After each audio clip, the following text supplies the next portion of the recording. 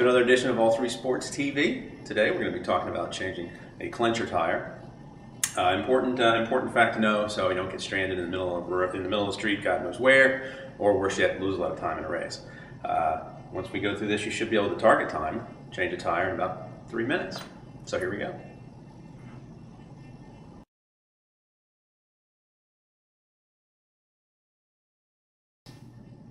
Here's the basic tools you're going to need for your tire change operation. Number one, your inflator head, one 16-gram CO2 cartridge, a couple of tire tools, plastic, please, and of course a spare tube.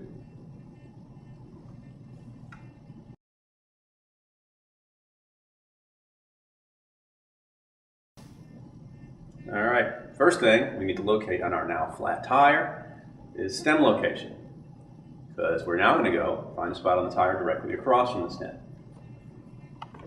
It should be somewhere in here. From there, we're going to take this puppy off. So using your plastic tire tool, you're going to want to reach under, grab just the bead itself of the tire,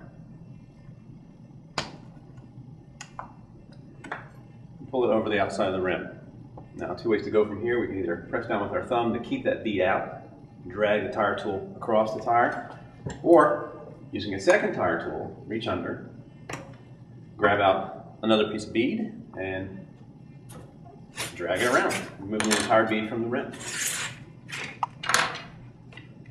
Then we pull out our now killed tube.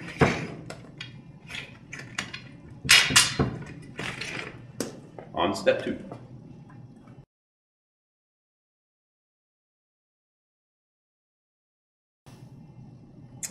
All right, now we got to get the new tube into our tire. So first thing I like to do is take my tube and inflate it just a little bit, a little mouth pressure, just to get it so it'll hold shape. All right, this will be important to keep from pinching the tube. So starting back with the stem, pull back on your tire and insert it into the stem hole. And then we're going to take the rest of this tube and stuff it inside the tire. What we want to do is make sure the tube itself actually is in the cavity, the rim cavity, out of the way of the tire, so it's not going to get pinched by the bead, which is really the reason why we put a little air in it to give it shape. So just use your thumbs, push around, keep shoving it back in there until it all disappears and you can't see any more of it. Back like that. It's good to use your palms just to ensure that it's there, but the tube's out of the way, no problem.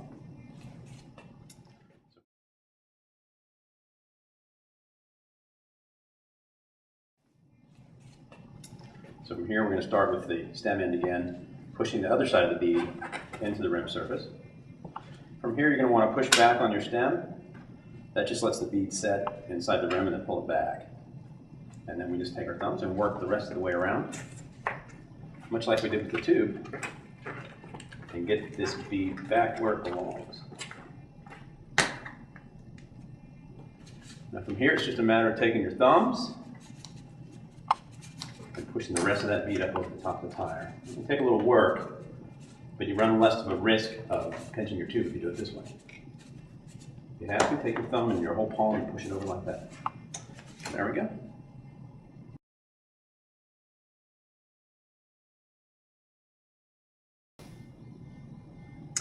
Well, now it's time to get air in this puppy so we can get back on the road. So first of all, back to the stem.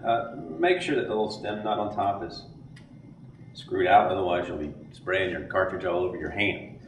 All right, now I'll take our quick release head. I'm going to, with the thumb, make sure we can hold the stem, push it so it stays out. Just slip the head right over to you, feel it, grip on it. Your fingers like this, we want to get that cartridge on there, so take your cartridge and screw it in. Now these are designed to allow you to screw it all the way down and seal it off. So just screw it till it stops, and we're good to go. From here, slowly, and I mean really slowly, back off on that thing till you feel air come into the tire. Let it inflate. And guess what? We're done.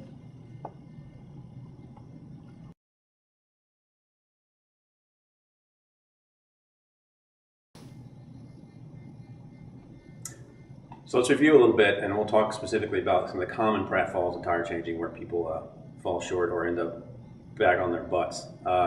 Number one, please make sure you're using plastic tire tools and not these metal ones, not for bikes, plastic.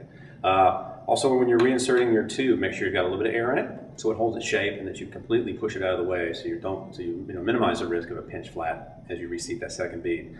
Thirdly, be familiar with the use of your inflator. If you have to practice at home, do it. But you can waste an entire cartridge if you don't know how to do it and do it correctly. So make sure you go slow with this and learn the proper way. And finally, 3 minutes. That's all it should take to get this thing done and back on the road. So get to work.